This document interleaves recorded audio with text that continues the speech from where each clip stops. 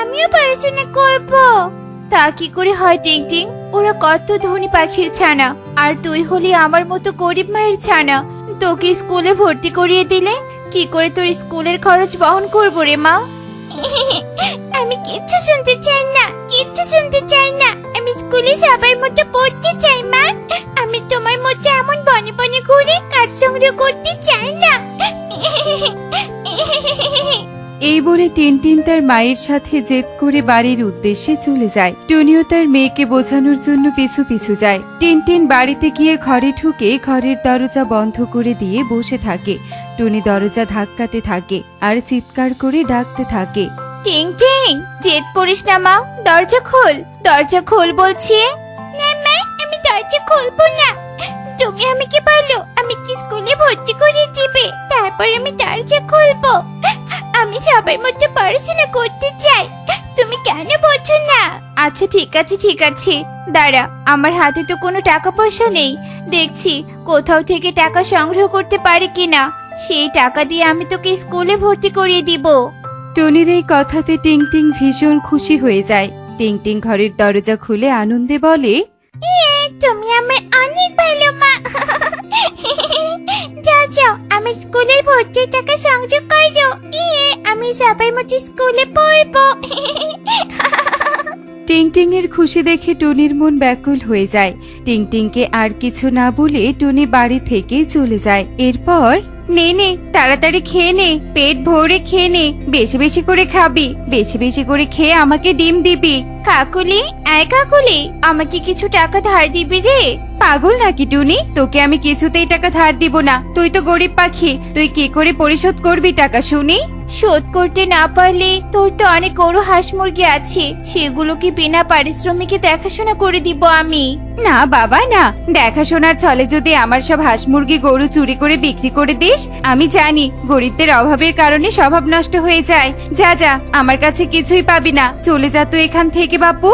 কাকুলির এমন কথাতে টুনি ভীষণ কষ্ট পায়। কাকুলির কোনো কথার উত্তর না দিয়ে চোখে জল নিয়ে সেখান থেকে চলে যায় আর উড়তে উড়তে বলে, কাকুলির কথাতে আমি খুব কষ্ট পেয়েছি। মেয়েটা আমার স্কুলে ভর্তি হতে চেয়েছে, আমিও চাই মেয়েটা পড়াশোনা করুক। এমন হতভাগী মা, আমি দুটো পয়সাও জোগাড় করতে পারছি না। জল, একটু জল দাও, কেউ একটু জল দাও, গলাটা তৃষ্ণায় ফেটে যাচ্ছে, জল দাও। কে কি একটা বুড়িমা গাছের তলায় বসে জল খেতে চাইছে? আহারে, বুড়িমাটার বুঝি অনেক তৃষ্ণা পেয়েছে। যাই, নদী থেকে কচু পাতায় করে একটু জল এনে খাওয়াই। এই বলে টুনি নদী থেকে বুড়িমার সামনে জল নিয়ে আসে আর জল ভর্তি কচু পাতার পাত্রটি বুড়িমার সামনে এগিয়ে দেয়। নিন বুড়িমা, আপনার তৃষ্ণা পেয়েছে তো, এই জল খেয়ে নিন। প্রাণটা জুড়িয়ে গেল বাছা, তোর অনেক অনেক ভালো হোক, তোর সব মনের আশা পূরণ হোক। কি আর আমার মনের আশা পূরণ হবে বুড়িমা? নিজের সন্তানের আশাই পূরণ করতে পারছি না। আমার সন্তান স্কুলে যেতে চায়, আমি তাকে টাকার অভাবে স্কুলে ভর্তি করতে পারছি না। শোন মা, আমার কাছে একটা গাভী আছে, আমি তো বুড়ি হয়ে গেছি, এই গাভীর দেখাশোনা করতে পারি না। একা বুড়ি পাখি আমি, আমার যেখানেই রাত সেখানেই কাত। আমার কাছে গাভীটা থেকে কোনো যত্ন পায় না, তাই বলছি কি এই গাভীটা তুই নিয়ে নে, এর দুধ বিক্রি করে টাকা রোজগার করতে পারবি। মানে কিন্তু বুড়িমা? কোনো কিন্তু নয়, নে তুই গাভীর দড়িটা হাতে নে, আমি চললাম। বুড়ি পাখি টুনিকে গাভীর দড়ি হাতে দিয়ে চলে যায়। টুনিও গাভী পেয়ে ভীষণ খুশি হয়ে যায়। এরপর টুনি বনের মধ্য দিয়ে গাভীকে নিয়ে তার বাড়ির দিকে যেতে থাকে। হঠাৎ করে গাভী অনেক ছোটাছুটি করে আর টুনির হাত ফসকে দড়ি পড়ে গেলে গাভী এক ছুটে পালিয়ে যায়। আরে আরে, আমার গাভী কোথায় যাচ্ছিস? কোথায় যাচ্ছিস? কোথায় পালিয়ে যাচ্ছিস তুই? টুনি তার গাভীকে এদিক ওদিক অনেক খোঁজাখুঁজি করতে থাকে, কিন্তু কোথাও খুঁজে পায় না। এরপর টুনি অসহায় হয়ে একটা গাছের নিচে বসে কাঁদতে থাকে। বুড়িমা দয়া করে আমাকে একটা গাভী দিল, আর আমি সেই গাভীটা নিজের কাছে রাখতে পারলাম না, হারিয়ে ফেললাম। কি করবো এবার আমি, কি করবো? এই টুনি, কাঁদছিস কেন? আমি হলাম স্বর্ণপরী, আমাকে তোর দুঃখের কথা বলতে পারিস? কি আর দুঃখের কথা বলবো স্বর্ণপরী, আমার একটা গাভী হারিয়ে গেছে, কোথাও খুঁজে পাচ্ছি না। এই দেখ তো টুনি, এটা তোর গাভী কিনা? না না, এটা তো সোনার গাভী, এটা আমার গাভী নয়। এবার দেখ তো, এটা তোর গাভী কিনা? এই তো আমার গাভী। হ্যাঁ হ্যাঁ, এটাই আমার গাভী। পরি, আমাকে আমার গাভী দিয়ে দাও। বাহ টুনি, আমি তোর সততায় মুগ্ধ হয়ে গেছি। সোনার গাভী চোখের সামনে থেকেও তুই লোভে পড়িসনি। তোর সততার উপহার আমি তোকে দিতে চাই। টুনি, এই সোনার গাভীও তোর। এই সোনার গাভী দিয়ে সোনার গোবর বের হয়, সেই গোবর বিক্রি করে অনেক ধনী হয়ে যাবি। নে নে, 2 গাভী নিয়ে বাড়িতে চলে যা, আমি এবার আসি। এবার বুঝি আমার সুখের দিন এলো। সোনার গাভীর গোবর বিক্রি করে টিংটিং এর স্কুলের সব খরচ চালাবো, আর সাধারণ গাভীর দুধ খেয়ে আমার মেয়ের পুষ্টি বাড়াবো। চল গাভী চল, আমার বাড়ির দিকে চল।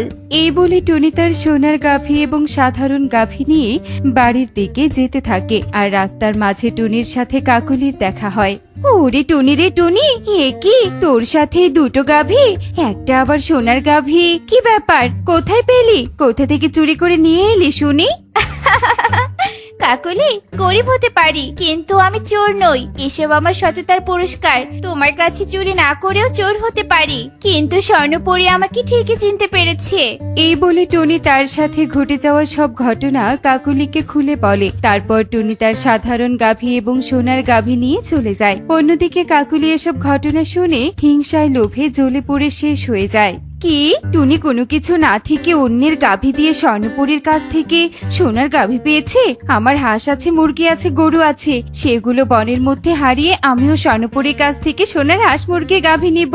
যাই, আমিও গাভী মুরগি হাঁস নিয়ে বনের গভীরে যাই।